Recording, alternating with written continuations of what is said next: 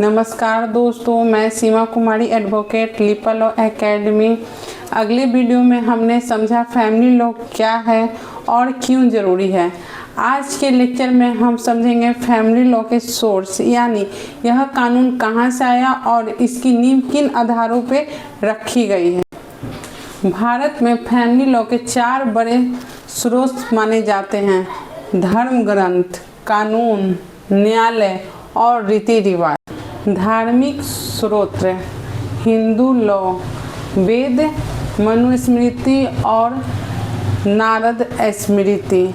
मुस्लिम law, पवित्र ग्रंथ, विद्वानों की सहमति और तार्किक व्याख्या।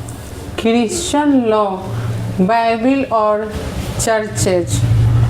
पारसी लॉ, अवेस्टा और पारसी रीति रिवाज। एग्जाम्पल में हिंदू मैरिज एक्ट से पहले शादियां प्रायः धार्मिक विधियों से वैध मानी जाती थी। संवैधानिक स्रोत: पार्लियामेंट ने विभिन्न धर्मों के लिए अलग अलग एक्ट बनाए हैं। हिंदू के लिए Hindu marriage act, Hindu succession act, Hindu adoption and Hindu maintenance act. Christian: Indian Christian marriage act and divorce act, Parsi marriage act and divorce act.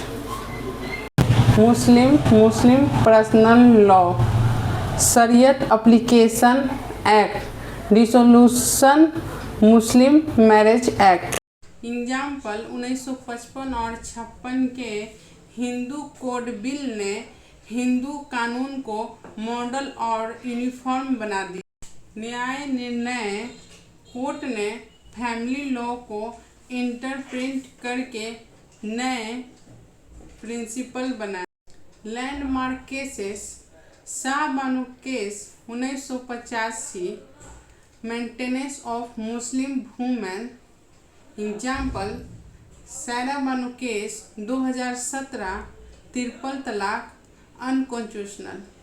Example judicially interpretation ने बार पार्लियामेंट को नए कानून बनाने के लिए मजबूर किए।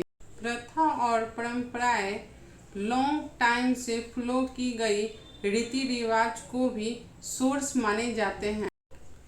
कंडीशन: प्रथा एक्सीडेंट हो, कंटिन्यूअस फ्लो हो, सोसाइटी में रीजनेबल और सर्टन हो, किसी लॉ के अगेंस्ट ना हो।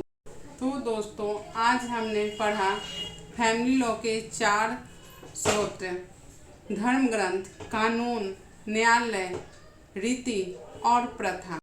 इन्हीं सब के आधार पे हमारे देश में पर्सनल लॉ और सेकुलर लॉ बनाए गए हैं। अगले लेक्चर में हम पढ़ेंगे यूनिफॉर्म सिविल कोड के पक्ष विपक्ष, आर्गूमेंट, लैंडमार्क के जजमेंट। तो दोस्तों, आपको ये लेक्चर कैसा लगा? अगर अच्छा लगा हो लाइक करें, शेयर करें, सब्सक्राइब करें। फिर हम मिलते हैं। Bye bye.